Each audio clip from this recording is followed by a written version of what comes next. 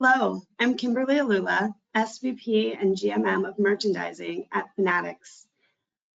I have the great pleasure of talking about a program that I put in place in my last role as leader of Diversity, Equity, and Inclusion and Innovation at Fanatics.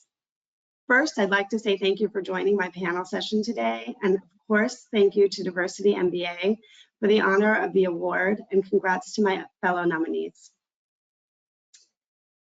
First, I'll start with what is Fanatics.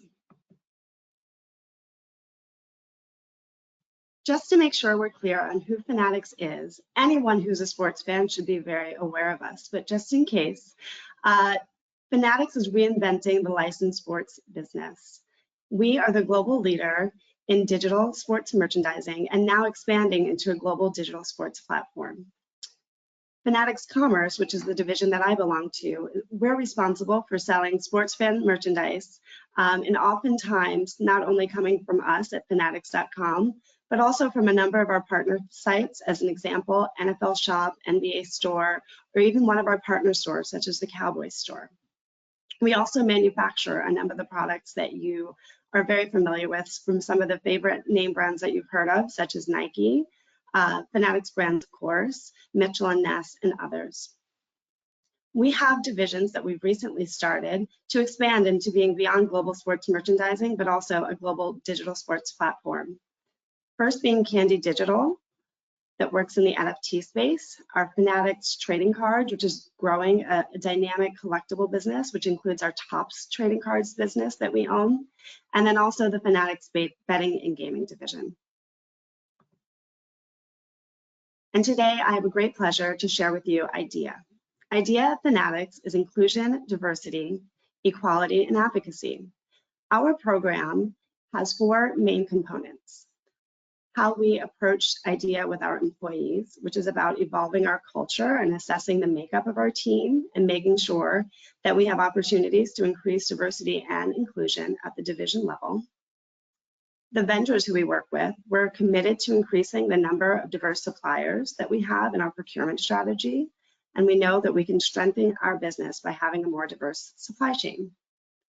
Our fans and communities, of course, we put the fans at the center of everything we do, and we're excited today that I'll be talking a little bit more about how we've done that by having more inclusive assortments for our fans.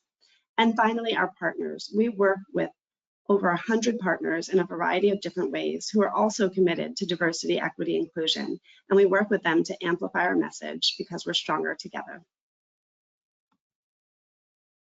At Fanatics, we measure everything we do. We are very data-driven, and IDEA is no different. We have three components on the diversity side, and then also three components as it relates to inclusion. We measure the diverse representation and makeup of our teams at all levels, from entry to C-suite, making sure that we have visibility to that data so that we can be intentional about where we need to see movement. We also measure our supplier and product diversity, which again, I'll share a little bit more about how we're winning with inclusion. Fan diversity is another key component of this. And then we also measure inclusion data, whether that's IDEA-related courses that we have available, our Fanatics Alliance networks that are our employee resource groups. Today we have 6 of them where our employees can feel a sense of belonging and come together to also learn about groups that they're curious about and hear more. And then finally, we utilize our company-wide annual engagement survey to measure success and find areas of opportunity. We want to be as equitable as possible in our engagement for our employees. There's so many ways to engage with IDEA at Fanatics. And here are the key components. We believe deeply in humanity at work. We offer a number of inclusive leadership courses. We offer unconscious bias training. We are maniacal with this with our recruiting team and our hiring managers. But most importantly, in a hybrid nature, it's just really important to be intentional and aware about the needs of those on your team. And make sure that you're an authentic and vulnerable leader. That's something that we really try to drive home as much as possible. You know, the DEI team can do so much. You know, the culture is really made in those everyday moments. We offer a number of courses and strongly encourage our employees to take one of the hundreds of courses available. and then also come to the webinars that we host that are really more interactive and allow for more questions in the moment. Those courses range from microaggressions to website accessibility to gender identity awareness. And so we really want to make sure that we're providing a wide range of topics for people to come and be curious and learn more about together. And then finally, twice a year, we press pause for the whole company to have an idea summit. And the whole company, it's hosted by our CEO, and we have wonderful guest speakers. We update the company on progress and hold ourselves accountable, and really, again, invite questions. And then also, that's company-led. And then we also have a number of Fanatics Alliance Network groups that we have hosting events throughout the year. But today I'm here to talk about how we win with inclusion. We call it fanclusion. We define fanclusion as the umbrella term for the family of merchandising initiatives that we have that really are here to reach a wide variety of fans.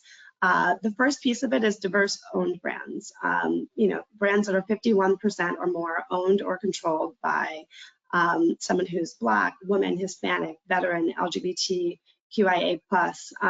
We believe that we can use the power of our spend by supporting these businesses and also letting our partners know who authorize these brands to sell to us that this is important to us. And so we are really excited about the way that we can influence our dollars through and for good through diverse brand support.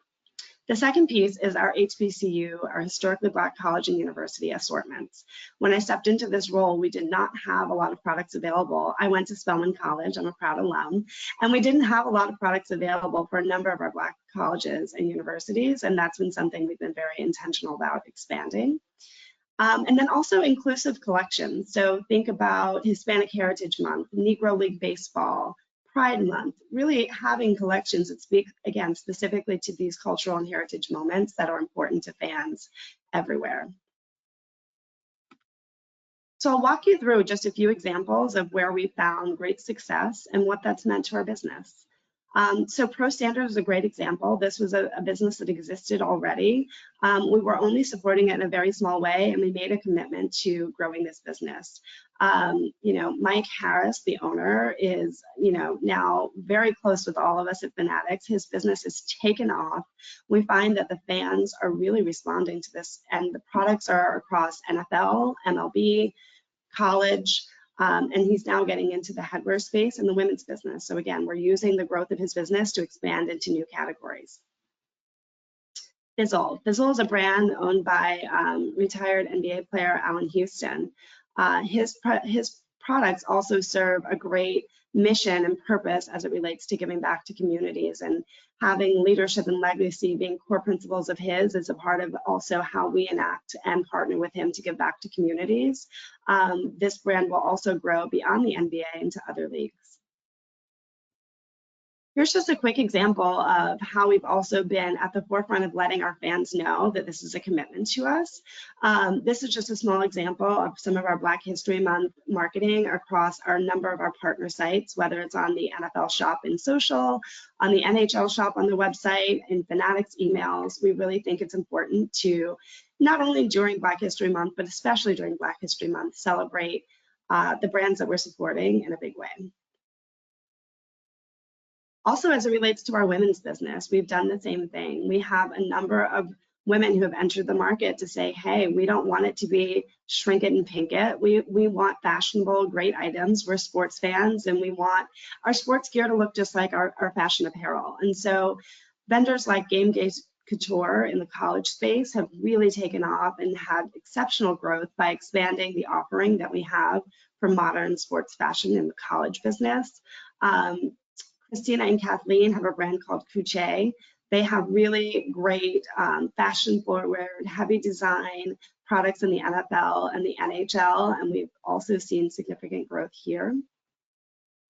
Tiny Turnip is a great brand, specifically with the MLB, really interested in catering to sports fans of all ages, and this is another one where we've really been able to pour into additional resources. Tons of Melanin is a great example of a Black woman who wanted to represent her historically Black college and university business and really making strides in growth. And we're excited to support this on our HBCU side, where not most of our brands have Black ownership. So we're really excited about that. And here's an example of some of our Women's History Month marketing that, again, we want to make sure the fans know that we have these brands. We have filters throughout the year to shop diverse-owned brands, to shop women brands. We found in our testing that even outside of these months, of course, that customers are really curious and customers want to know that we care about these initiatives all year round, and it's really been a benefit to our business. More great examples. The Alex Wu brand is about charms, special jewelry in MLB and college. They're very nice high-end pieces, and their model really works well for us. And we're excited to support this brand. Here's some additional AAPI month marketing that we've done as well to feature some of our Asian and Pacific Islander owned brands. Again, the leagues are very supportive. You can see proud partner of the NBA here, the NHL is represented here. You know, we really work closely with all of our partners to make sure that we have a wide variety of assortments. And together we're winning. So we're growing together. These brands are growing with the spend that we have, and we're growing as well. Here's a great example. Our Black-owned business that we made a commitment to, that's grown 7x. Women-owned business is up 3x year over year. Our AAPI brands have doubled as well, and we're looking always for more. You know, we're just now in Hispanic Heritage Month, and so we don't have the most up-to-date sales, but we're tackling it right now as well. So one thing that we're super excited about as we address this, and again, DEI, it's something that's important to our employees, but we really wanted to win with making sure our fans were aware of it. We found such success. Our customers who come in shopping for these brands, we found that they are more valuable customers to us. They're rich in spend. So in the Black-owned business, the customers are more than 6 times more valuable than our average customer. They are more likely to be Black or Hispanic, which is an area of opportunity for Fanatics. We're excited to be bringing in new customers through this segment. And we're also bringing in younger customers. Our customers skew a little bit older, so we're excited about the ability to not only diversify in ethnicity, but also in age. As it relates to our historically Black college and university assortment, again, you know, they're more likely to be upper middle class and suburban. They are also, you know, 3 times as valuable as a customer as our average Fanatics customer, and of course, more likely to be Black based on the affinity for the HBC. They're also more likely to cross-shop once we get them in the door. You know, as a Spelman alum, I'm excited to say that once we get them in the door, you know, we're going to send them an email, and it might not be for something that we pulled them in for, but they're excited to see that we have to offer them. So we're excited about the growth that we're seeing, again, not only in the core business, but we're able to satisfy them as fans of sport in general. And then finally, similarly, our women-owned business tends to be a little bit more affluent, a little bit older, but we're excited because we're really interested in reaching those female fans that don't want it to just be shrink it and pink it. They're looking for something fun and exciting, and you know, women are also sports fans in a big way. So 4 times the customer lifetime value as our average Fanatics customer, and we're really excited that we are finding new ways to reach customers in our strategy that, again, is not just about what we do with our employees, which is exceptionally important to us, but how we utilize DEI to reach new fans. And so with that, I'll just say we're winning with inclusion. I strongly recommend that you think about business opportunities, not just with your DEI team, but also with the business teams. The presentation that I shared with you today was really led by our merchandising team with the support and leadership of the DEI team. But one thing that we love is that we've empowered them to go after it, and our senior leaders are excited to go after it in ways that they can own, and they can not just lean on the DEI team, but empower it and shrink the world in the way that they can make a difference. And we've been really excited to see how that's come to life. So thank you so much for your time. It's been a pleasure. Feel free to reach out to me. I'm happy to share more about how we were able to unlock these wins for the company as we win with inclusion. Thank you.